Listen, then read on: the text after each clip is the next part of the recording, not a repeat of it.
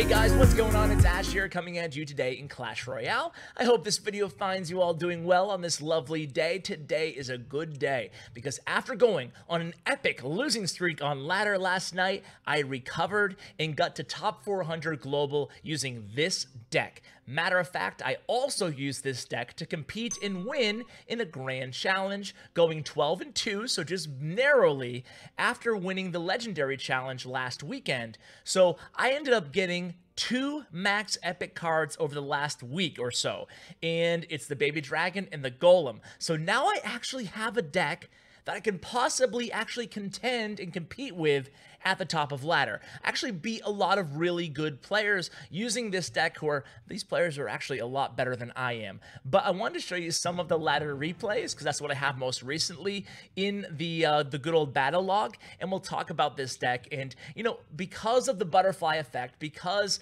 of the chaos theory of balance update in Clash Royale, even though none of these cards were directly buffed in the most recent balance update, this deck performs way better than it used to. We're going to talk about why again, and let's just start with a rocket. We don't have a lightning in this deck, we have a rocket because of the incredible surge of siege. And rocket is a really good hard counter, obviously, to the X-bow. So we have arrows as well in this deck, so we don't have an Inferno Tower reset. That's going to be important. We're going to show some matches against Inferno Towers, and once I know my opponent has an Inferno Tower, sometimes I'm going to go ahead and rocket the Inferno Tower for a negative elixir trade in this deck, given the situation. Other times, I'm just going to try to get value with my, look at that, by the way. Golem, solo Golem, took down that tower there, thanks to the arrows and the rocket for the musketeer and the minions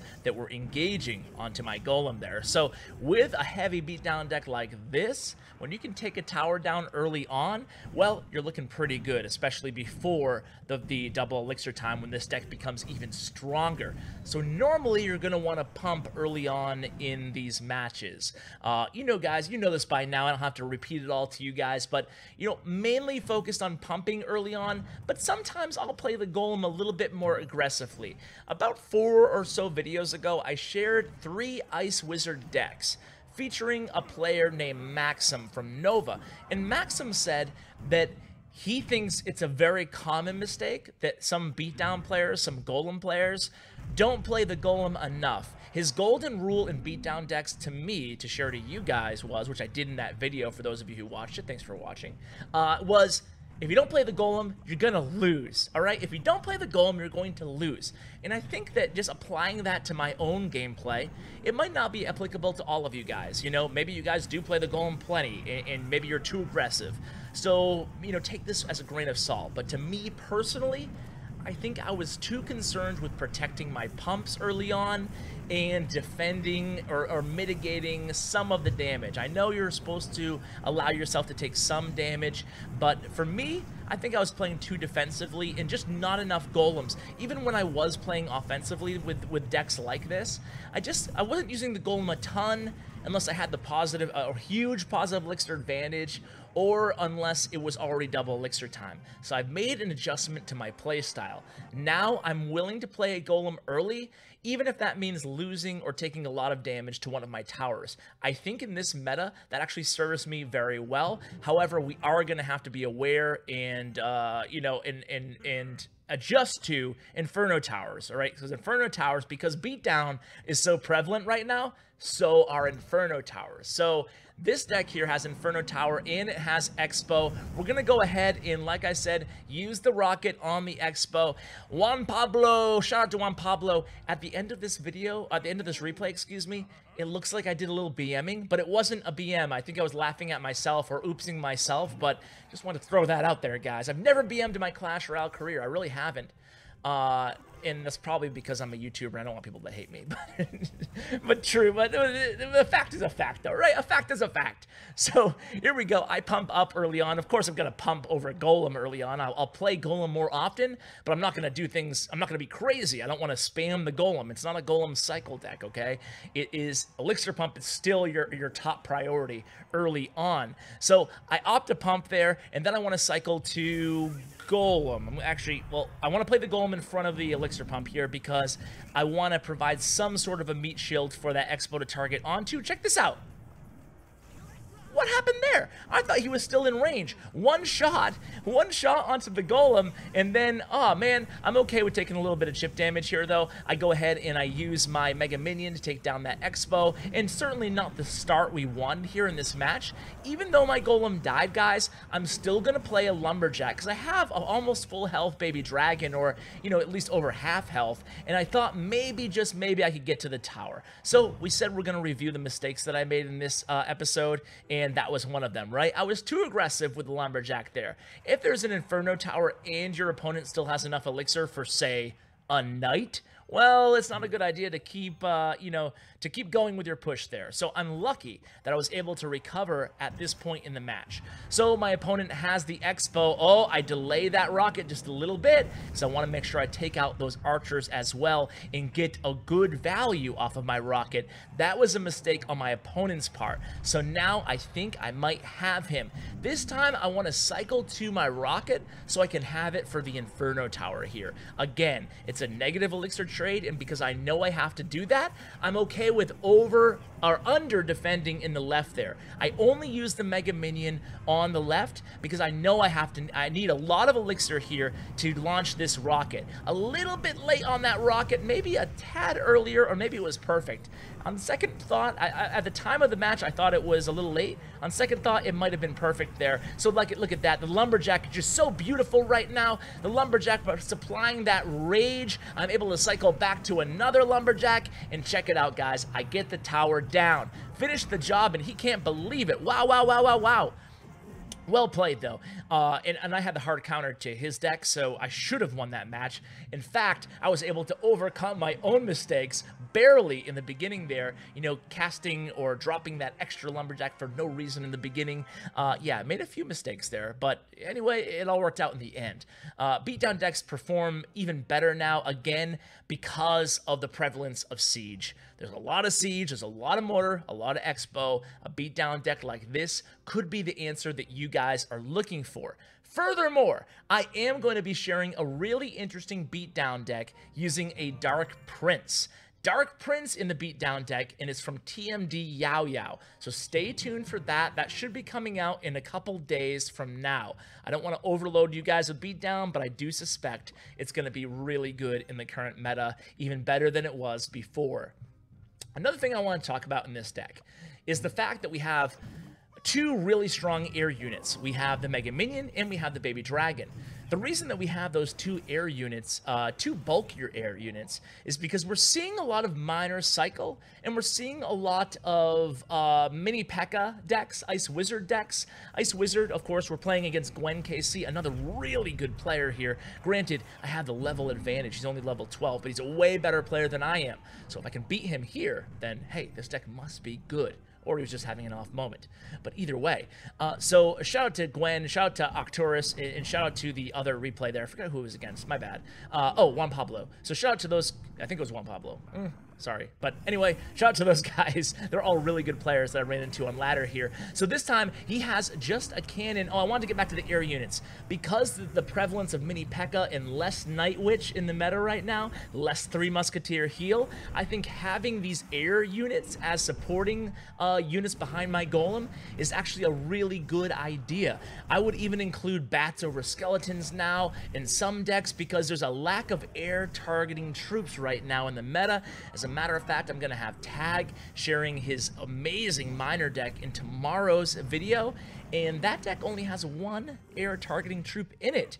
So, you know what? I thought to myself, having these air units in this deck, having the Baby Dragon and the Mega Minion, instead of, say, a mini P.E.K.K.A. or a Dark Prince, I actually prefer it in this deck, making it a little bit more challenging for my opponent to counter. So here we go. We're going to reload with a Golem here again. I'm not afraid to take a little bit of damage. However, I don't want to just give him the left tower, so I will use Goblins. 2 Elixir for a 3 Elixir Princess. I'll take that, and I will defend a little bit. Another thing I've learned playing beatdown decks, guys, is I've learned to really find that comfort zone in how much to defend. I don't want to over defend. At the same time, I really don't want to totally just give them a tower. So what I do is I kind of find a sweet spot in the middle, guys. I try to find that what is it? The Goldilocks spot, the Goldilocks zone, right? Not too hot, not too cold, just right. So there, for example, I give him that left tower with a hog. I'm not going to defend it. I'd rather go after his right tower and win that way. So I say well played there. He says good game. This was the game that I was thinking about the BM, not the last game, guys. I said well played there because it was well played. I thought I was going to take that tower then. And I made a mistake here, and whether you want to believe me or not, it was because my dog jumped on me, and I swear, guys, I wasn't even going to say that, but it's the truth. I was going to play the golem in the pocket, and then good old Sheldon jumped on me. I played him on the bridge. Either way, it was kind of a sacrificial golem there, so it didn't work out for me, but the lumberjack I used first. Remember, guys, to use the lumberjack first. That way he dies, and all the troops that you place afterwards can benefit from that rage that he drops. And I'm finally able to connect to that tower with the mega minion and take it down. So, yeah, guys, it wasn't super pretty, but I got the job done again against a really good player there. So let's go ahead and show one more replay against a graveyard deck. You can see, by the way, yeah, over 300k cards won. This guy's a beast. Oh, my word. All right, so let's go ahead and show this replay against Jervis using a graveyard deck. So graveyard is weird, right? It's not... It's on life support right now after the nerf and after the indirect nerf. It got a direct nerf. It got the skeleton decrease to, I think, 14. And it also got a indirect nerf with a bat buff and the Ice Wizard buff. Now, Ice Wizard can one-shot skeletons. It's really a tough time to be a graveyard user. However, I was watching RPL Asia today, Team Massive Dragons going up against Team, oh gosh, who the heck were they playing? All right, I don't know. But they were going up against another good team, and there was a lot of Graveyard and Night Witch decks, which really made me kind of think, huh, am I missing something here? Was I too harsh on the nerf to Night Witch and Graveyard in my previous assessment? Now, again, I'm doing a lot of future plugging, guys, so subscribe if you want to check out these videos, and turn your notifications on, guys. I never ask you, but I figured I'd mention it. Why not? I will be having replays from that tournament, that RPL event, and I'll be sharing Night Witch decks and Graveyard decks specifically, kind of judging how they do right now in the meta, and why they're being played in that tournament in Asia. I do always find it interesting to notice the geographical and demographic differences in meta based on where you are. I never understood that, but it's incredibly fascinating to me just as a player and as someone who covers the game.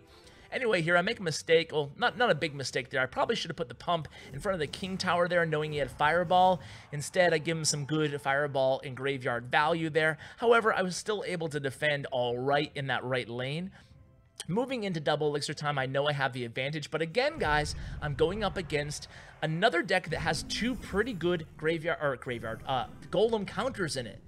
An Inferno Tower and Barbarians. So I need to have a really good push. So here again, I'm going to do a little bit of a solid defense here because I know if I let him have this right tower, I could be in trouble. And the Golem, well, I'm going to have to use the rocket again against that Inferno Tower. But it's all right because I know all he has left is Barbarian. So I had my baby dragon ready to drop immediately as soon as I can, knowing that he had the Barbarians ready. And check this out, guys. The baby dragon's doing some work against those barbs, and now even though he has Barbarians and the Inferno Tower, I'm able to do a lot of damage to that left tower. So I thought to myself, hey, rinse and repeat, baby. Let's do it again. So here I go again with the Golem. This time, Golem reloaded in the left lane. I'm going to save my rocket for just a second here. I don't want to use it. Oh, I do want to use it. Ash. It's awful when you forgot what you did in the replay.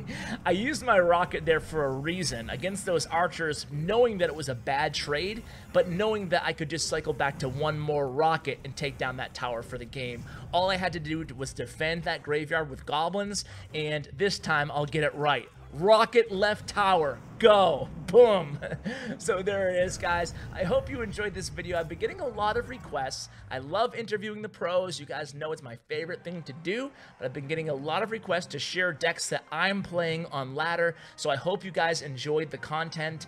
Just trying to, you know, provide the type of content that you guys want to watch, want to see, and love to see. So guys, thank you so much for watching. I really appreciate it. Huge shout out to my YouTube partner, Bren Chong. Check out his information in the description below. And as always, take care, guys.